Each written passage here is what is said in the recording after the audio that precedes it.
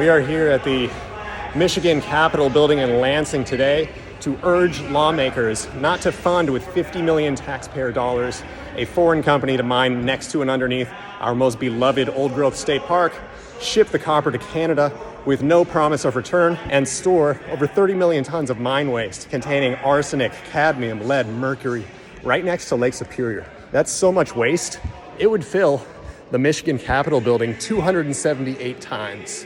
Is it fair to ask Michigan residents to pay for that? I don't think so.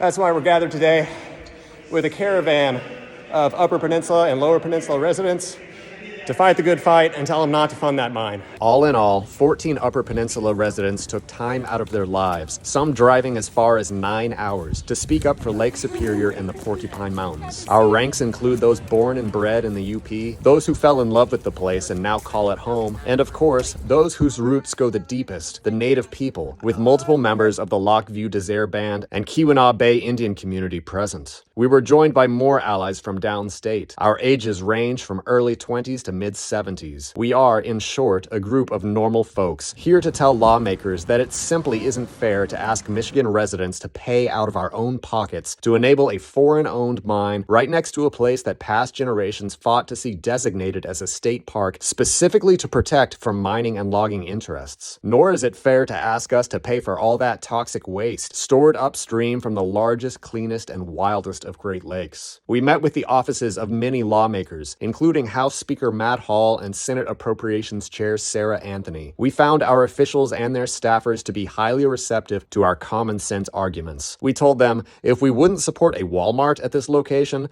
then why have us pay for a far more disruptive operation that will lay off all the workers in a decade and leave behind waste and infrastructure to forever change the iconic wilderness character of a cherished place. Copper is not even a critical mineral, meaning no risk of undersupply, meaning no urgency to mine this deposit, meaning no need to accelerate it with taxpayer dollars, especially in the hands of a junior company that has never developed or operated a mine. Why fund their first ever attempt in the worst spot imaginable? Whoever's watching this video right now, you can help us deliver our message by reaching out to Michigan lawmakers and urging them to deny all funding, either to Highland Copper or Wakefield Township, which would enable the Copperwood project. So speak up today, because no matter the price of copper, Lake Superior and the Porcupine Mountains are priceless. Not because they lack value, but because their value is infinite. We're at the governor's office and we're going to see if she's